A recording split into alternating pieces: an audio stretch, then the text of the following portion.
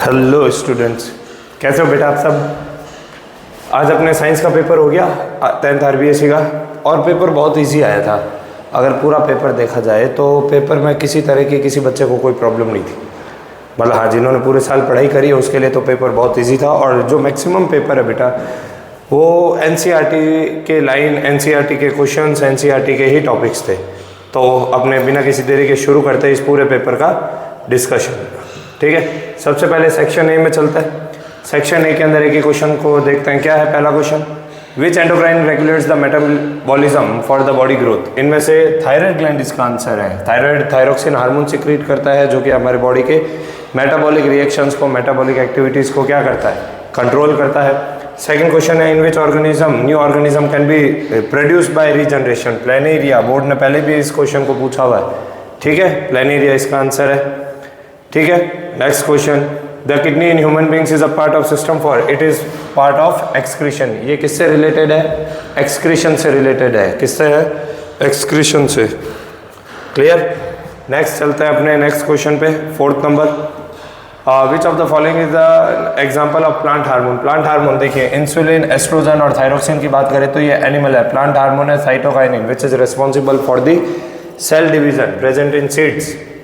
Next question है, genotype ratio in F2 generation of a monohybrid cross. 1:2:1। Monohybrid में एक homozygous dominant होता है, 2 हेट्रोजाइगस होता है और एक होमोजाइगस रिसेसिव होता है। इसका आंसर है आपका ऑप्शन नंबर ए इसका आंसर होगा। नेक्स्ट क्वेश्चन पे चलते हैं, 6th नंबर पे। विच of the following fix of the solar energy and make it available for the heterotroph. Solar energy को फिक्स करने वाला, यानी सोलर एनर्जी से आगे केमिकल एनर्जी में कन्वर्ट करने वाला ऑर्गेनिज्म कौन है? They are plants. प्रोड्यूसर्स इसका आंसर होगा। क्या होगा बेटा? प्रोड्यूसर्स। चलते हैं नेक्स्ट क्वेश्चन पे। The relation between the radius of curvature and focal length. Radius of curvature और फोकल लेंथ में रिलेशन क्या होता है? R is equals to the 2F। R is equals to कितना होता है? 2F, twice of focal length. या बोल सकता है कि फोकल लेंथ जो होती है वो रेडियस ऑफ कर्वेचर की हाफ होती है। ऑप्शन है इसमें R is equals to 2F, option number C। A beam of white light passing through a prism is split into its 7 constituent colors. The light which undergoes least deviation. Least deviation देखिए, ये आपका prism, यहाँ से white light आई, यहाँ पे 2 colours के अंदर dispersion होगा, फिर ये 2 कलर्स बाहर आएंगे। नीचे होगा वॉयलेट, ऊपर होगा रेड। अगर देखा जाए इसके अंदर तो सबसे ज़्यादा जो डेविएशन होता है वो होता है आपके वॉयलेट के अंदर, और सबसे कम जो डेविएशन होता है वो होता है आपके रेड के अंदर। तो इसका आंसर रेड है। Answer red, first option. Least deviation वाला कलर कौन सा हो गया? रेड। ये क्वेश्चन बहुत सिंपल है। ठीक है, क्या दे रखा है? The equivalent resistance between point P and Q in a given circuit is. Equivalent resistance P और Q के बीच में देखिए, ये 4 ओम, ये 2 और 2 कितना हो गया आपका? 4 ओम, क्योंकि ये सीरीज में। अब आपको बताया था मैंने, जब मैंने इलेक्ट्रिसिटी के PYQ की वीडियो अपलोड करी थी उसमें मैंने आपको एक फॉर्मूला दिया था कि अगर पैरेलल में आपके सारे रेजिस्टेंस सेम होते हैं तो नेट रेजिस्टेंस R पैरेलल जो होता है वो R/N के बराबर होता है, यानी 4/2, that is equals to the 2 ohm. Option B option इसका करेक्ट आंसर है बेटा, बिल्कुल सही। नेक्स्ट क्वेश्चन पे चलता है। Which of the following is the best conductor of electricity. देखिए, लास्ट ईयर बोर्ड ने पूछा था कि ऑप्शन में देकर के which is the good conductor of heat, और हीट और इलेक्ट्रिसिटी दोनों का ही जो सबसे बढ़िया कंडक्टर होता है वो होता है सिल्वर। कौन सा होता है बेटा? सिल्वर। ऑप्शन डी इसका आंसर होगा। सिल्वर के बाद बात करें कॉपर, उसके बाद बात करते हैं अपने एल्यूमिनियम की। ठीक है, नेक्स्ट क्वेश्चन पे चलते हैं, 11 number question. In the right hand thumb rule the thumb point towards the. Thumb जो है वो किस डायरेक्शन के अंदर आपको बताता है? देखिए, राइट हैंड थंब रूल ये है, ये मेरा राइट हैंड, ये थंब है। थंब जो होता है वो आपके करंट की डायरेक्शन को रिप्रेजेंट करता है। किसको रिप्रेजेंट करता है बेटा? करंट की। और जो कर्व फिंगर्स है वो मैग्नेटिक फील्ड की डायरेक्शन को रिप्रेजेंट करती है। तो option number A, direction of current. क्या होगा इसका आंसर 11th का? Option number A. Next question पे चलते हैं बेटा। According to the given diagram the current is flowing in a conductor place perpendicular to the magnetic field, the direction of force acting on the conductor is. ये देखिए, ये आपके magnetic field की direction है और करंट की direction ये है। ठीक है, करंट और मैग्नेटिक फील्ड के जो परपेंडिकुलर डायरेक्शन होती है उसमें फोर्स होता है, या तो फोर्स होगा आउट ऑफ द पेज या इनटू द पेज। तो टू द लेफ्ट और टू द राइट, ये ऑप्शन आपका क्या हो गया बेटा? गलत हो गया। अब बात करते हैं इसमें कौन सा ऑप्शन बैठेगा। देखिए, FBI फोर्स, मैग्नेटिक फील्ड और करंट। मैग्नेटिक फील्ड इधर है, करंट ऊपर जा रही है, तो थंब आपका कहाँ जा रहा है, अंदर की तरफ, यानी इसका आंसर क्या होगा बेटा, इनटू दी पेज। क्या होगा, into the page, option number D. बहुत इजी क्वेश्चन है ये, इस साल शायद जितना मुझे याद आ रहा है हाफ ईयरली के अंदर ये क्वेश्चन पूछा गया था इसके जैसा, या इस ये वाला ही राजस्थान बोर्ड के। ये क्वेश्चन फिर से रिपीट हो गया बोर्ड के अंदर, ये मतलब आरबीएसई ने तो इस क्वेश्चन को अपना घर का बना रखा। The gas evolved on the reaction between zinc and sulphuric acid. Zinc और सल्फ्यूरिक एसिड जब आपस में रिएक्ट करते हैं तो कौन सी गैस रिलीज होती है, हाइड्रोजन। और सॉल्ट कौन सा बनता है इसमें, ZnSO4। ऑप्शन नंबर ए। बोर्ड में पहले भी ये क्वेश्चन पूछा हुआ है। नेक्स्ट, ये भी रिपीटेड क्वेश्चन है। PH value of a neutral solution is, neutral solution की पीएच कितनी होती है बेटा, 7। कितनी होती है, 7। नेक्स्ट, स्टेटमेंट्स में दे रखे हैं आपको। लेड ऑक्साइड 2PbO+C, लेड बन के कार्बन डाइऑक्साइड गैस बाहर आती है। ये कुछ स्टेटमेंट्स इसके रिगार्डिंग आपको दे रखे हैं। True statement for the above reaction, इनमें से सही कौन सा है। देखिए जो रिएक्शन है अगर उसको देखा जाए सही से, तो इसमें लेड ऑक्साइड से ऑक्सीजन निकल गया है, यानी इसका रिडक्शन हुआ है, और कार्बन का क्या हुआ है, ऑक्सीडेशन। तो ये देखिए कि लेड इज गेटिंग रिड्यूस्ड, ये तो ऑप्शन ही कट हो गया क्योंकि लेड उधर आ रहा है। Carbon dioxide is getting oxidised, ये ऑप्शन भी गलत है क्योंकि कार्बन डाइऑक्साइड के बारे में बात कर रहा है, उधर के बारे में। उधर से अपने को लेना देना नहीं है, अपने को लेना देना है इधर से। कार्बन इज गेटिंग ऑक्सीडाइज्ड, बिल्कुल कार्बन का ऑक्सीडेशन हुआ है, and lead oxide is getting reduce, सही है। ये दोनों ऑप्शन किस में आ रहा है आपके, डी के अंदर। ऑप्शन डी इसका करेक्ट आंसर होगा, 3rd and 4th। ओके, चलते हैं नेक्स्ट क्वेश्चन की तरफ। Number of electron present in M shell of a phosphorus atom is, देखिए फास्फोरस के एम शेल में फास्फोरस का एटॉमिक नंबर होता है 15, ठीक है। तो इसके के में 2 इलेक्ट्रॉन, एल में कितने होंगे, 8, ठीक है। अब एम में कितने बचे, के एल एम 5, इसका आंसर होगा आपका ऑप्शन बी, 5 इलेक्ट्रॉन इसके अंदर रहेंगे। संतृप्त हाइड्रोकार्बन, सेचुरेटेड हाइड्रोकार्बन इज, यानी वो होना चाहिए एल्केन। एल्केन का फॉर्मूला क्या होता है, जनरल फॉर्मूला CnH2n+2, यानी एक ऐसा कंपाउंड देखिए जिसके अंदर हाइड्रोजन जो है, ठीक है, वो कार्बन के डबल से ज़्यादा है। कार्बन का बराबर है, नहीं ये ऑप्शन गलत, सॉरी ये इधर इंग्लिश में, ये ऑप्शन भी गलत हो गया। C2H6, यस ये ऑप्शन होगा। इसका नाम क्या है आपका, इथेन, C2H6। अब बेटा ये किसका फॉर्मूला बन रहा है बताइए, C6H6 किसका है, चलिए आप कमेंट करिएगा इसका ये फॉर्मूला किसका है, ठीक है। C6H6 आप कमेंट करके बताइएगा, सैचुरेटेड हाइड्रोकार्बन इन चारों में से C6H6 किसका फॉर्मूला है। नेक्स्ट क्वेश्चन पे चलता है। Number of covalent bond present in methane is, methane में कोवेलेंट बॉन्ड्स, बेटा ये क्वेश्चन भी बोर्ड के अंदर पूछा हुआ है पहले। ये रहा आपका मीथेन, तो कोवेलेंट बॉन्ड्स ओवरऑल कितने हैं इसके अंदर, 4, कितना है बेटा, 4, तो ऑप्शन नंबर ए इसका आंसर होगा, ठीक है। नेक्स्ट, ये आपके सारे हो गए objective multiple choice questions. Now the fill ups, fill in the blanks. A dash mechanism regulates the action of hormone, board का रटा रटाया क्वेश्चन है। फीडबैक मैकेनिज्म 2022 और 23 दोनों के अंदर कंटिन्यू 2 साल ये क्वेश्चन पूछा है बोर्ड ने, और मे भी एक बार तो फिलअप के फॉर्म में पूछा, तो क्वेश्चन रिपीटेड है बेटा। अ dash mechanism, feedback mechanism, the web made by the branching of food chain, answer इसी में है, फूड वेब। क्या कहेंगे इसे अपने, फूड वेब, क्या होगा, ठीक है, फूड वेब। नेक्स्ट क्वेश्चन पे चलते हैं बेटा। Electric wire are usually made up of copper because, देखिए कॉपर के कारण, कॉपर की किस प्रॉपर्टी के कारण उसको इलेक्ट्रिक वायर में कन्वर्ट किया जाता है। यहाँ पे देखिए सिर्फ वायर बोलते तो आपने यहाँ पे क्या लिखते हैं बेटा, डक्टिलिटी, लेकिन यहाँ पे इलेक्ट्रिक वायर पूछा है तो कॉपर क्या होता है, good conductivity, because it has good conductor या इट हैज़ गुड कंडक्टिविटी लिख सकते हैं आप, ठीक है। आप यहाँ पे लिख सकते हैं low resistivity, it has low resistance, low resistivity, या गुड कंडक्टर ऑफ इलेक्ट्रिसिटी, ये भी लिख सकते हैं कि वो इलेक्ट्रिसिटी का अच्छा कंडक्टर है।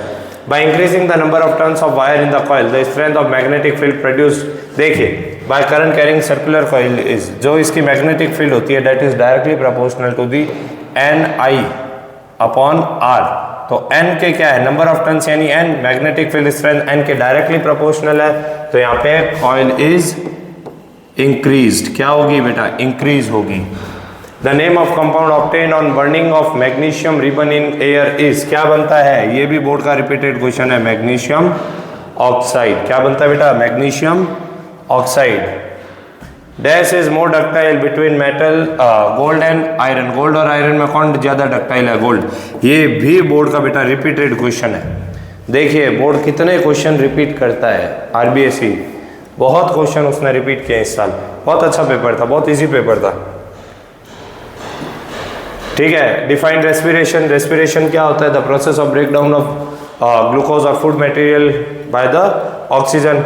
ठीक है, ऑक्सीडेशन प्रोसेस है जिसकी मदद से एनर्जी रिलीज होती है। Which part of the brain controls walking in straight line, riding bicycle and picking up a pencil. This are control the voluntary action, precise movement करवाने वाला कौन सा है, सेरिबेलम। कौन सा है बेटा, सेरिबेलम। बोर्ड का ये भी रिपीटेड क्वेश्चन है। आप बोलोगे सर कितने रिपीट किए। Right any one example of bisexual flower, bisexual flower का एग्जाम्पल लिखना है, तो बाइसेक्सुअल फ्लावर का एग्जाम्पल हो गया आपका मटर, पी। ठीक है, पाइसम सटाइवम, आप हेरिडिटी से भी ले लो और हाउ डू ऑर्गेनिज्म रिप्रोड्यूस भी इसको ले सकता है। बोर्ड ने 2023 के अंदर पूछा था example of unisexual flower, unisexual का। ठीक है, चलते हैं आगे। In the Mendel's experiment what was the contrasting character of white flower of P. देखिए कलर तो क्या दिया है, colour of the flower of P. अब एक व्हाइट है तो दूसरा इसके ऑपोजिट में कौन सा होता है, वायलेट। कौन सा होता है बेटा, वायलेट कलर होता है। कौन सा होता है, वायलेट। ठीक है, which mirror is used as rear view, ये भी बोर्ड का रिपीटेड क्वेश्चन है। रियर व्यू में कौन सा मिरर यूज होता है, कॉन्वेक्स होता है बेटा। कौन सा होता है, कॉन्वेक्स मिरर यूज होता है।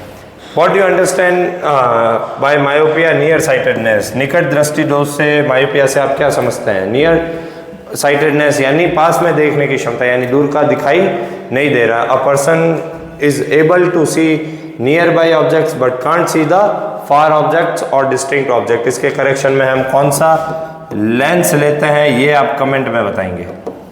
करेक्शन में लेंस, या चलो मैं ही बता देता हूँ कौन सा होगा, concave lens of suitable power. ठीक है, चलिए।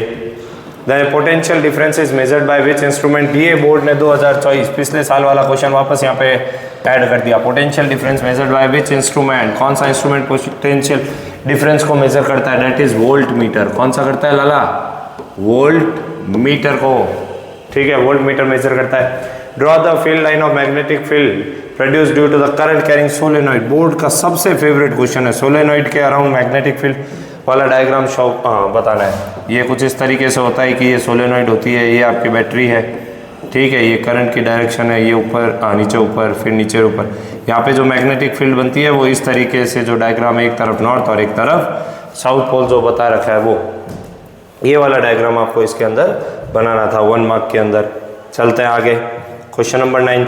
कैल्शियम ऑक्साइड जब पानी के साथ में रिएक्ट करता है, it is combination reaction, exothermic reaction. X क्या होता है, कैल्शियम हाइड्रोक्साइड का यहाँ पे क्या होता है, फॉर्मेशन होता है। क्या बनता है, कैल्शियम हाइड्रोक्साइड। ये आपके फर्स्ट चैप्टर में भी है और थर्ड चैप्टर के अंदर भी है। थर्ड चैप्टर में वहाँ मेटल ऑक्साइड की दे रखी है वाटर के साथ में, फर्स्ट चैप्टर में व्हाइट वॉशिंग ऑफ वॉल के फॉर्मेट में से दे रखा है। कैल्शियम ऑक्साइड क्विक लाइम की जब पानी के साथ में रिएक्शन करवाता है।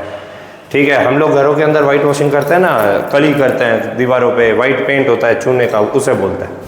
ठीक है, आगे चलते हैं अपने ड्रॉ बीकर। वाह, इस क्वेश्चन को देख करके मुझे थोड़ा सा लगा कि आरबीएसई ने ये क्या पूछा है कि ड्रॉ बीकर। चलो, बीकर में कुछ नहीं है, आपको एक सिंपल सा इस तरीके का एक कंटेनर ऐसा बनाना था, ये बीकर कहलाता है आपका, जिसके अंदर आप इधर मार्किंग कर दीजिए 5, 10, 20, 50 जैसी भी आपको चाहिए, जितना ml का बीकर है। ये आपका एक बीकर का फॉर्मूला था। अगला है right formula of the functional group present in carboxylic acid. उन्होंने बोला कार्बोक्सिलिक एसिड, ये खुद एक फंक्शनल ग्रुप, तो इसका फॉर्मूला लिखना है। तो आप इसका फॉर्मूला लिख सकते थे RC डबल बॉन्ड OH या फिर RCOOH। ये दोनों ही फॉर्मूले आपके सही थे, कोई दिक्कत नहीं थी। नेक्स्ट क्वेश्चन पे चलता है। When the aqueous solution of acid is put in electric circuit, the bulb connected in circuit starts glowing. Bulb जो है वो ग्लो करना शुरू कर दिया है। ठीक है, write which property of an aqueous solution of an acid did a student prove?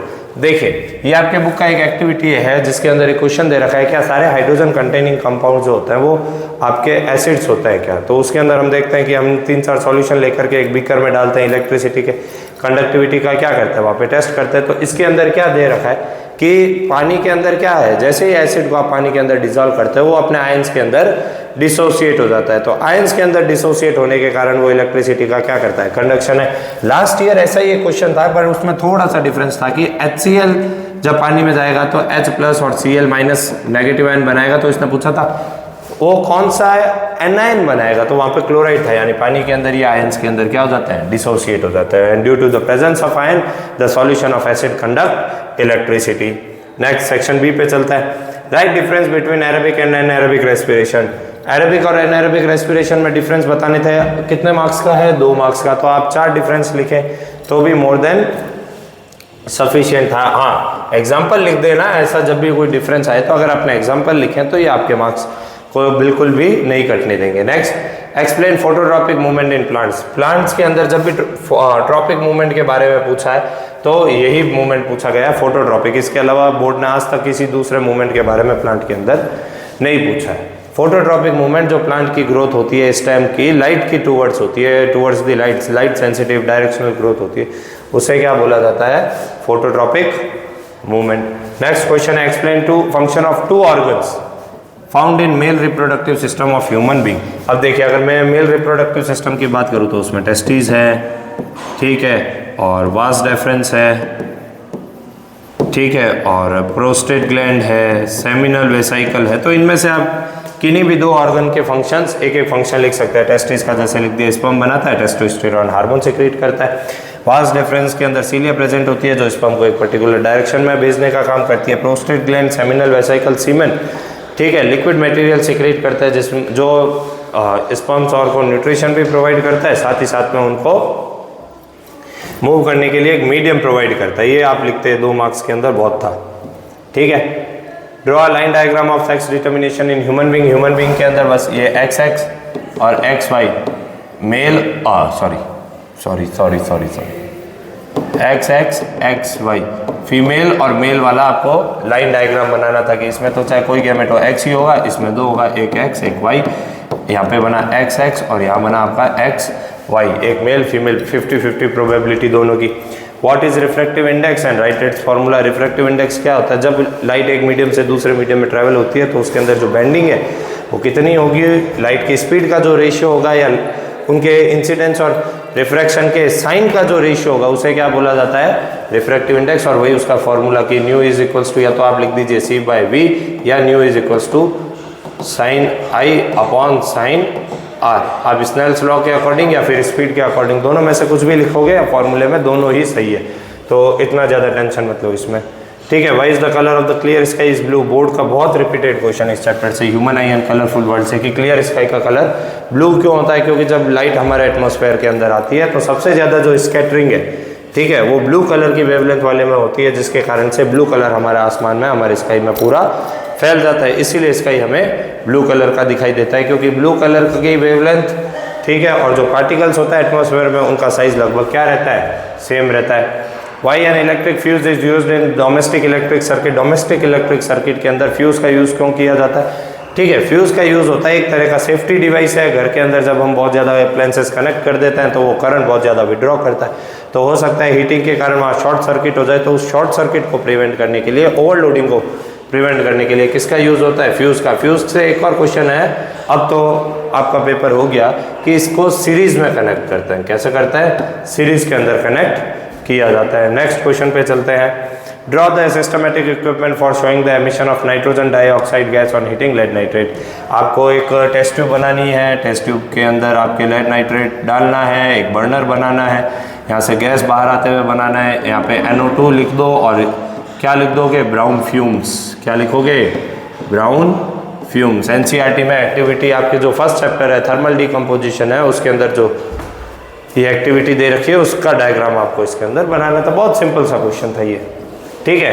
ये आपके 3rd चैप्टर में से है कि कुछ स्पेसिफिक मेटल्स जो होते हैं वो बेस के साथ में रिएक्शन करते हैं, तो चाहे मेटल एसिड के साथ में करो या बेस के साथ में करो, गैस एक ही रिलीज होने वाली है जिसका नाम है हाइड्रोजन। कौन सा, hydrogen gas, right the name and formula of x. Name है, आप नेम में तो लिख देंगे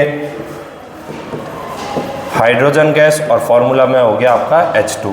ठीक है, अब आगे चलते हैं नेक्स्ट क्वेश्चन के अंदर। If copper is kept in moist carbon dioxide then what effect will happen on its surface. देखिए, जब अगर कॉपर को मॉइस्ट कार्बन डाइऑक्साइड के अंदर रखा जाएगा तो कॉपर के ऊपर एक ग्रीन कलर की कोटिंग आ जाएगी, जिसे रस्ट बोलते हैं, कोरोजन बोला जाता है वहाँ पे उस प्रोसेस को। ग्रीन कलर का रस्ट होता है कॉपर के ऊपर। ये रिएक्शन पहले भी बोर्ड में पूछी हुई है। Copper plus H2O plus moist बोला है ना, प्लस CO2, तो इससे बेसिक कॉपर कार्बोनेट बनता है CuOH का whole twice plus dot CuCO3। ये होता है basic copper carbonate, green colour का कंपाउंड, जो कि उसके ऊपर दिखाई देगा आपको कॉपर के ऊपर। नेक्स्ट है सेक्शन सी में, explain the reason of menstruation and write its duration. Menstruation का रीज़न क्या है? देखिए, फीमेल के अंदर हर महीने यूटेरस जो है वो अपने आप को प्रिपेयर करता है कि स्पर्म आएगा, वो ओवम से फ्यूज़ होगा, फर्टिलाइजेशन होगा, जाइगोट होगा, और वो जब आगे गैस्ट्रुला ब्लास्टुला स्टेज के अंदर जाएगा तो वो क्या होगा, यूटेरस से फ्यूज़ होगा और फीमेल प्रेग्नेंट होगी। लेकिन हर बार ऐसा नहीं होता, तो जितनी भी जो लाइनिंग होती है, जो इंटरनल वॉल होती है यूटेरस की, वो ब्लड, म्यूकस और के साथ में वो सारा का सारा एक वेस्ट के फॉर्म में, ब्लड वेस्ट के फॉर्म में, म्यूकस के फॉर्म में वेजाइना से, फीमेल के वेजाइना से बाहर आता है। इसे मेंस्ट्रुएशन बोलते हैं और इसका कारण है कि फर्टिलाइजेशन नहीं होना। ठीक है, अब वो क्या करेगा, वो वापस अगले महीने अपने आप को प्रिपेयर करेगा। इसकी ड्यूरेशन कितनी होती है? इसकी ड्यूरेशन लगभग 28 से 30 दिन की होती है। ठीक है, और मेंस्ट्रुएशन के रिपीटेशन की अगर बात करें, सिर्फ मेंस्ट्रुएशन की जो ड्यूरेशन होती है, ठीक है, कि ये रिपीट कितने दिनों में होता है? 28 से 30 दिन। और इसकी ड्यूरेशन जो मेंस्ट्रुएशन चलता है फीमेल के अंदर वो 5 to 7 डेज, ठीक है, 4 to 5 डेज के अप्रॉक्स, 3 to 4 डेज, आप 5 डेज के बीच में लिख सकते हैं। Explain reason for adopting contraceptive devices. देखिए, कॉन्ट्रासेप्टिव डिवाइसेस को अडॉप्ट करने का या फिर एक्सेप्ट करने का मेन कारण क्या है अडॉप्ट करने का? कॉन्ट्रासेप्टिव डिवाइसेस जो होता है बेटा, वो पॉपुलेशन कंट्रोल में हेल्प करता है। मेडिकल टर्मिनेशन ऑफ प्रेगनेंसी, इसके लिए एक पर्टिकुलर टर्म यूज़ किया जाता है कि हाँ, पॉपुलेशन जो बढ़ती है उसको रोका जाए। तो अलग अलग मेथड्स हैं इसके अंदर। Right the name of anyone contraceptive device बोला है। डिवाइस में आप लिख सकते हैं कॉन्डम्स, लिख सकते हैं आप यहाँ पे, ठीक है। इसके अंदर आप कॉपर टी लिख सकते हैं, ठीक है, और भी बहुत सारी इंस्ट्रूमेंट्स है, ठीक है, डिवाइस के अंदर आपके ये सारे आ गए। Next, explain the process of formation of ozone by an equation, ठीक है, at higher levels of the atmosphere. For ozone कैसे बनती है? देखिए, सबसे पहले जो ऑक्सीजन है उसके ऊपर यूवी रेडिएशन एक्ट करती है, जिसके कारण से वो नेसेंट ऑक्सीजन, यानी नेसेंट ऑक्सीजन बोलता है। एटॉमिक ऑक्सीजन हाईली रिएक्टिव है, ये फटाफट दूसरे ऑक्सीजन के मॉलिक्यूल के साथ में रिएक्ट करके O3 बनाता है। ओजोन यूवी रेज वहीं ऊपर अपर लेयर में क्या हो गई, एब्जॉर्ब हो गई आपके, ठीक है, अर्थ तक आई नहीं। फिर नेक्स्ट क्वेश्चन क्या है, which chemical is considered to be major cause of deflation. Chemical कौन सा है ओजोन लेयर के लिए? CFC, जिसका एक और नाम क्या है? Freons. What step was taken to prevent this? आपके 1980s के अंदर जो कियोटो प्रोटोकॉल हुआ था, वहाँ पे इसके फ्रियॉन के CFC के यूज़ को बैन कर दिया था कंट्रीज़ ने, कि अब हमारे देश के अंदर, हमारी कंट्री के अंदर CFC का प्रोडक्ट यूज़ नहीं होगा। तो फिर ये स्टेप्स थे कि वहाँ पे CFC के प्रोडक्शन को रोका जाए। 1980s लेवल तक की बस, यहाँ तक अभी जितनी बन गई है ओके। अब आगे हम लोग इसका कोई अल्टरनेटिव मेथड लेंगे। चलिए नेक्स्ट क्वेश्चन पे चलते हैं। 16 number, what is Ohm's law, define the resistance and write it's SI unit, plot the graph between. ये क्वेश्चन मैंने बोला था जब मैंने इलेक्ट्रिसिटी के PYQ प्रीवियस ईयर क्वेश्चन की वीडियो अपलोड करी थी, वहाँ पे भी मैंने आपको बताया था कि ओम्स लॉ बहुत ज़्यादा इंपॉर्टेंट है, हिस्सा लाएगा, और आया भी है पूरा का पूरा। ओम्स लॉ क्या है कि V डायरेक्टली प्रोपोर्शनल आई कब, जब फिजिकल कंडीशंस कांस्टेंट होती है। डिफाइन द रेजिस्टेंस, रेजिस्टेंस क्या होता है? Hindrance in the flow of current in the circuit. Right it's SI unit, SI unit मैंने वहाँ पे बोला है आपको कि देख के जाना, जितने भी इनके अंदर वैल्यूज हैं उन सारों की SI यूनिट आपको याद रखनी है। रेजिस्टेंस की SI यूनिट होती है ohm. Plot the graph between potential difference and current for the nichrome wire. Nichrome wire के लिए ये V यहाँ पे, I यहाँ पे, इसके लिए जो ग्राफ आता है वो स्ट्रेट लाइन ग्राफ होता है। ठीक है बेटा, चलते हैं आगे। What is the heating effect of electric current, कि जब किसी कंडक्टर में से करंट फ्लो होता है, इलेक्ट्रिक करंट फ्लो होता है, तो वो कंडक्टर गर्म होता है, उसके अंदर जो पार्टिकल्स के कोलिजन्स होता है उसके कारण से। On which factor the heat produced of a resistor depends, कौन से फैक्टर पे? ये इनडायरेक्टली जूल्स हीटिंग लॉ बोल रहा है कि heat is directly proportional to the I square RT, यानी करंट पे, रेजिस्टेंस पे और टाइम पे डिपेंड करता है। Draw the circuit diagram for studying of Ohm's law. पिछले साल का क्वेश्चन है ये, 2024 का। मैंने उस आप वीडियो में देखोगे, ठीक है, जो PDF मैंने टेलीग्राम लिंक पे दी है उसमें पूरा डायग्राम है आपके बुक की एक्टिविटी का, कि जिसके अंदर यहाँ पे बहुत सारे वोल्ट मीटर्स लगे हुए हैं, सॉरी बैटरीज लगी हुई है, एक को कनेक्ट किया है, बीच में आपने अमीटर है, यहाँ पे आपका रेजिस्टेंस है, ठीक है, इसके अक्रॉस भी हमने मेजर करने के लिए लगा रखा है, ये आपका स्विच है, यहाँ पे आपका ये डिवाइस है। अब पहले एक बैटरी से किया, एक सेल से, फिर 2 से, फिर 3 से, फिर 4 से, ऐसा करके जो डायग्राम है वो आपको यहाँ पे ड्रॉ करना था, ठीक है। नेक्स्ट क्वेश्चन पे चलते हैं अपने 17।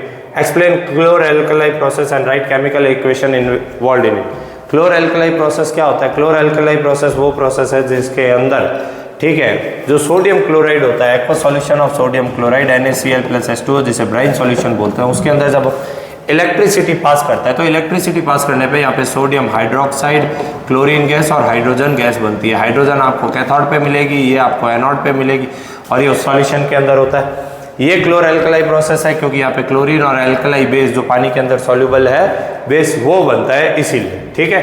तो आपको ये प्रोसेस और ये इक्वेशंस आपको लिखनी थी यहाँ पे 3 मार्क्स के अंदर, ठीक है। Explain the effect of heat on baking soda and right the chemical. देखिए, जब आप बेकिंग सोडा को हीट करोगे तो उससे sodium carbonate, carbon dioxide gas और वाटर का फॉर्मेशन होगा। NaHCO3 को जब हीट किया तो इसके अंदर बनता है Na2CO3 plus H2O plus CO2। ये CO2 गैस जो होती है वो आपके वो केक है, ब्रेड्स है, उनको सॉफ्ट बनाने में यूज आती है, और इससे बनता है सोडियम कार्बोनेट, जो कि बेसिक सॉल्ट है ना। अब इसीलिए हम लोग बेकिंग सोडा के लिए की जगह क्या यूज़ करता है? बेकिंग पाउडर, जिसमें इसके साथ में माइल्ड एसिड भी ऐड किया हुआ होता है, ठीक है। चलिए अब लास्ट सेक्शन देखिए।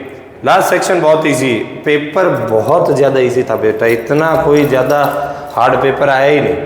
RBSE ने मुझे लगता है कि अभी 4-5 सालों में सबसे इजी पेपर इस साल पूछा है। कोई पेपर के अंदर कंफ्यूजन नहीं, सारे क्वेश्चन हमने पढ़े हुए, सारे क्वेश्चन हमने किए हुए, और मैक्सिमम क्वेश्चन जो थे वो PYQ NCERT में से बेस थे। 1-2 कोई उन्होंने लाइन से लिए तो लिए, बाकी 100% पेपर तो आपका NCERT में से ही है। कोई ये नहीं बोल सकता कि सर पेपर बाहर से आया है, ठीक है। बाहर से फिर वही बोलेगा जिसने पूरे साल पढ़ाई नहीं की है। और अब इसमें ऐसा कोई नहीं है कि जो कहीं ना कहीं डगमगाए, बहुत सिंपल है। ये भी रिपीटेड क्वेश्चन है, मैंने अभी जस्ट लास्ट जो पेपर लिया था क्लास में बच्चों का, उसके अंदर भी ये क्वेश्चन दिया था।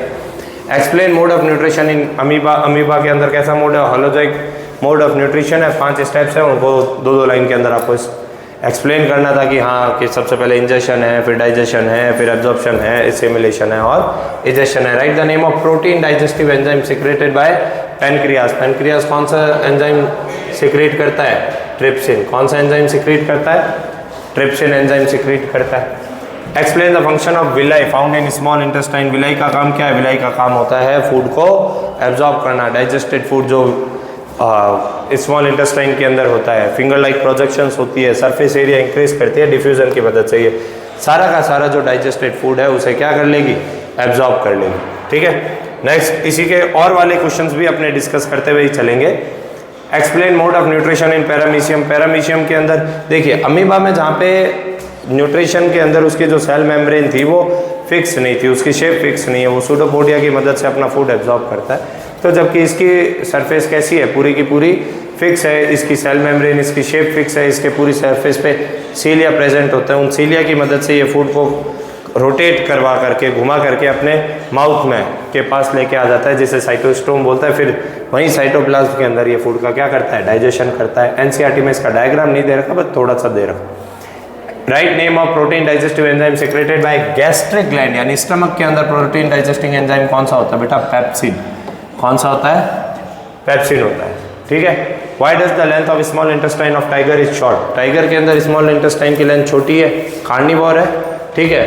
Explain its reason. देखिए, जो कार्निवोर होते हैं उनको डाइजेस्ट करने के लिए उनके फूड में क्या है? ज़्यादातर प्रोटीन होता है। प्रोटीन इजीली डाइजेस्ट हो जाता है as compare to the carbohydrate, ठीक है। सेल्यूलोज जो कि कौन कंज्यूम करता है? आपके ये हर्बीवोर एनिमल, इसीलिए उनके अंदर ये क्या है? छोटी होती है टाइगर के अंदर, और जबकि हर्बीवोर के अंदर स्मॉल इंटेस्टाइन की लेंथ ज़्यादा बड़ी है, ताकि ज़्यादा एरिया होगा, ज़्यादा डाइजेशन होगा। ठीक है, नेक्स्ट क्वेश्चन पे चलता है। An object is placed at 24 cm in front of concave mirror of focal length 16 cm. At what distance from the mirror should a screen? Should a screen? Screen का मतलब है कि कहाँ पे इमेज बनेगी in order to obtain a sharp image। तो देखिए lens formula, mirror formula क्या है, 1/f is equals to 1/v plus 1/u। आपको v चाहिए, 1/v is equals to 1/f minus 1/u। तो 1/v is equals to 1/f। देखिए focal length कितनी है इसकी, 16 सेंटीमीटर। कॉन्केव की फोकल लेंथ कैसी होती है, पॉजिटिव या नेगेटिव, कैसी, नेगेटिव।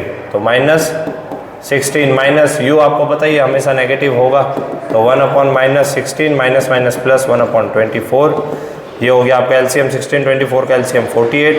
यहाँ पे आएगा आपका -3, ठीक है, और यहाँ पे आएगा आपका +2। ये रहेगा -1/48, जिसको रेसिप्रोकल करोगे तो इसका आंसर भी आ जाएगा -48 सेंटीमीटर। बहुत ही सिंपल क्वेश्चन था। ठीक है, नेक्स्ट क्वेश्चन, बस v ही कैलकुलेट करना है आपको, और कुछ भी नहीं करना। 4 मार्क्स के अंदर, 2 मार्क्स में। Draw a ray diagram for the image formation when object is placed between pole and principal focus for concave mirror. Concave mirror का जो 6th केस का डायग्राम है, जहाँ पे वर्चुअल इमेज बनती है, इरेक्ट और वर्चुअल इमेज, वो डायग्राम आपको इसके अंदर क्या था, ड्रॉ करना था। क्लियर, नेक्स्ट चलते हैं। A doctor has prescribed a corrective lens of power +2.0 find the focal length। देखिए पावर दे रखी है दिस, फोकल लेंथ और नेचर का मतलब कौन सा लेंस है, तो देखिए पावर होता है 1/f, तो f हो जाएगा 1/power यानी 1/2। 0.5 मीटर प्लस में ही है, या आप बोल सकते हैं 50 सेंटीमीटर प्लस में, और प्लस है। कौन से लेंस की पावर प्लस होती है बेटा, नेचर हो गया आपका कॉन्वेक्स। कौन सा हो गया लाला, convex. Second question, draw a ray diagram for the image formation when object is placed between f1 and 2f1 for the convex lens। ये वाला डायग्राम कौन सा, कॉन्वेक्स लेंस में, जहाँ पे ये f1, ये आपका 2f1, ये आपका f2 और ये आपका 2f2, ये बराबर होता है सारे के सारे। ओ कहाँ पे ऑब्जेक्ट आपका 2f1 पे, तो ये रहा, ये कहाँ से जाएगा आपका पैरेलल फोकस से, और एक ऑप्टिकल सेंटर ओ से, ये बियॉन्ड 2f2 क्या बनेगी, इमेज बनेगी आपकी। Clear, real, inverted, large in size and beyond 2f2। Clear, next question पे चलते हैं, last question. Analyse the cleaning action of soap and detergent by giving structure of missile. Cleaning action of soap, soap जो होती है वो कपड़ों को, या डिटर्जेंट जो है वो कपड़े को कैसे साफ करती है। देखिए मिसाइल अगर मैं बनाऊँ, ये ऑयल डर्ट, ये ऑयल डर्ट, इसके चारों तरफ सोप मॉलिक्यूल कुछ इस तरीके से जुड़ता है, ये इसका पोलर हेड, ये इसकी नॉन पोलर टेल। ठीक है, तो जैसे ही आप कपड़े पे सोप रब करोगे, पहले मिसाइल बनेगा, फिर आप उसको एगिटेट करोगे, उसको रब करोगे, तो ये जो इसका पोलर हेड ये पानी में डिसॉल्व होने की कोशिश करेगा, तो इसके साथ में ये टेल और ये दोनों ही पार्ट जुड़े हुए हैं, ये इस डर्ट को बाहर लेकर के आ जाएंगे। तो क्लीनिंग एक्शन को आपको अच्छी तरीके से क्या करना था, इसके अंदर एक्सप्लेन करना था। क्लियर, अब लास्ट है, analyse the following reaction of ethanoic acid by giving chemical equation. Esterification reaction बहुत फेमस रिएक्शन है, क्या था, CH3CH2OH, अल्कोहल के साथ में रिएक्शन करवाते हैं हम लोग एसिटिक एसिड या इथेनोइक एसिड की, जिससे बनता है CH3COOCH2CH3 एस्टर, प्लस इनका पानी निकलेगा कंसनट्रेटेड। यहाँ पे आपको क्या लिखना है, H2SO4। ये रही आपकी एस्टरिफिकेशन रिएक्शन। बस इतना ही पूछा था। ठीक है, आपको थोड़ा सा 2 लाइन लिख दो तो और बढ़िया। ठीक है, और रिएक्शन विद एल्कलाई, एल्कलाई यानी बेस, अगर एसिड है और अगर वो बेस के साथ में रिएक्शन करेगा तो सॉल्ट एंड वाटर का फॉर्मेशन करेगा। वाटर का नाम वहाँ पे, सॉल्ट का नाम वहाँ पे लिख देना, एल्कलाई मतलब NaOH, CH3COONA प्लस यहाँ पे भी क्या बनेगा, वाटर। तो ये हो गया आपका सोडियम इथेनोइड भी बोल दो, चाहे एसीटेट बोल दो, बात एक ही है। सॉल्ट एक ही है, एसिटिक एसिड या इथेनोइक एसिड है तो पीछे 8 आ जाएगा। ठीक है, ये पूरा आपके 2025 के पेपर का सॉल्यूशन है। बहुत इजी पेपर था। ठीक है, और कई बच्चों के इसके अंदर अच्छे मार्क्स आएंगे, हो सकता है 100 on 100 भी आए। अगर कोई इन्होंने स्पेलिंग मिस्टेक या छोटी मोटी गलतियां करी है तो भी चलो टीचर अगर इग्नोर कर दे तो ठीक है, बाकी आपका पेपर बहुत ईजी था, बहुत अच्छा पेपर था। ठीक है, thank you very much. Okay बेटा।